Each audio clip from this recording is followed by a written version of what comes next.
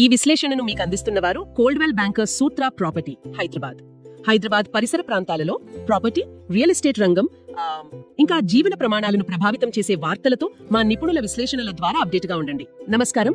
ఈ రోజు మనం హైదరాబాద్ రియల్ ఎస్టేట్ రంగంలో కొన్ని ముఖ్యమైన లేటెస్ట్ పరిణామాలను చూద్దాం. ఇవి ఆగస్ట్ 20, 2025 నాటి ప్రముఖ పత్రికల నుంచి తీసుకున్న వార్తలు. నమస్కారం.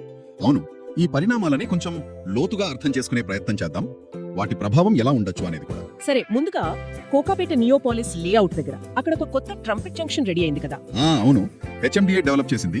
సుమారు 65 కోట్ల ప్రాజెక్ట్ అనుకుంటా. అవును, 65 కోట్లు. యాక్చువల్లీ ఈ రోజే ముఖ్యమంత్రి గారు ప్రారంభించాల్సింది, కానీ ఎందుకో వాయిదా పడింది. దీనివల్ల ORR కు డైరెక్ట్ కనెక్టివిటీ అంటున్నారు. ఎయిర్పోర్ట్ కి కేవలం 20 నిమిషాల్లో వెళ్ళొచ్చని కూడా చెప్తున్నారు. మరి దీని ప్రాముఖ్యత ఏంటి రియల్ ఎస్టేట్ పరంగా? ఇది చాలా ఇంపార్టెంట్ ఇన్ఫ్రాస్ట్రక్చర్ అప్గ్రేడ్. నియోపాలిస్ లాంటివి అవి చాలా పెద్ద లేఅవుట్స్ కదా, 500 ఎకరాలకు పైగా ఉంటాయి. అవును, చాలా పెద్దది.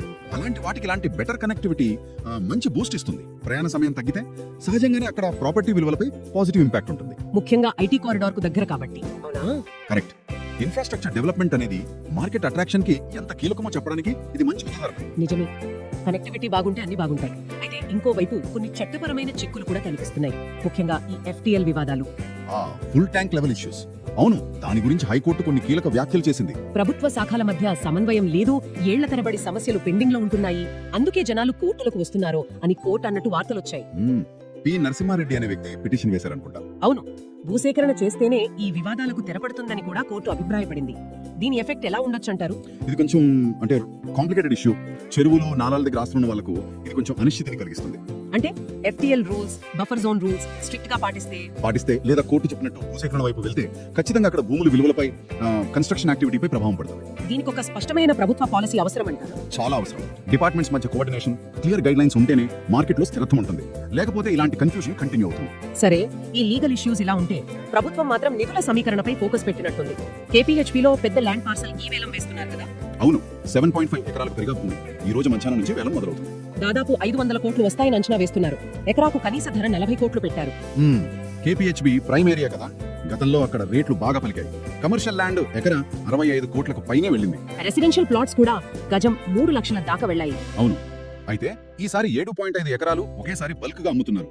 కాబట్టి ఆ రేటు వస్తుందా లేదా అనేది చూడాలి. మరి ఒకవేళ ఈ వేలం విజయవంతమైతే అది మార్కెట్ సెంటిమెంట్ కు పాజిటివ్ గా ఉంటుంది. KPHB లాంటి చోట్ల డిమాండ్ స్ట్రాంగ్ గా ఉందని అర్థమవుతుంది. చుట్టుపక్కల ఏరియాలపైన ఇంపాక్ట్ ఉండొచ్చు.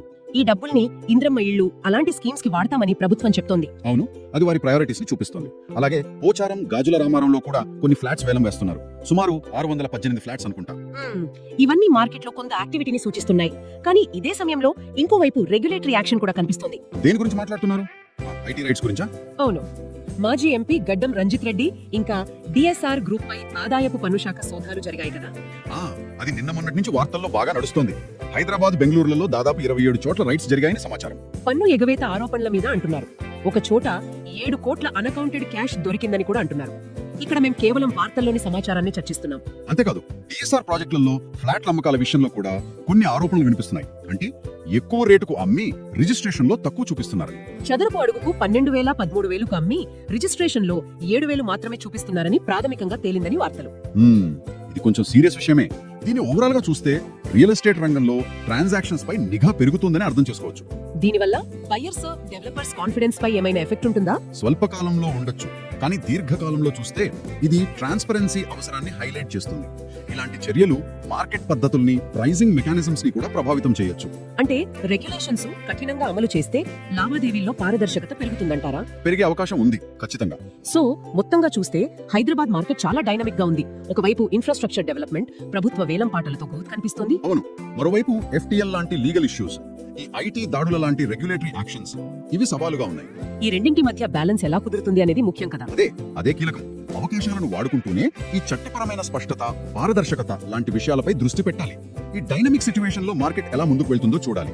ఇక్కడ మనం ఆలోచించాల్సిన ఒక ప్రశ్న ఉంది.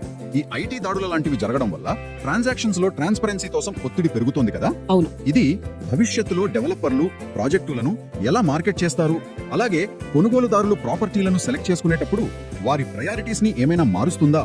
ఈ ట్రాన్స్పరెన్సీ డిమాండ్ వారి నిర్ణయాలపై ఎంత ప్రభావం చూపుతుంది? ఇది ఆలోచించాల్సిన విషయం.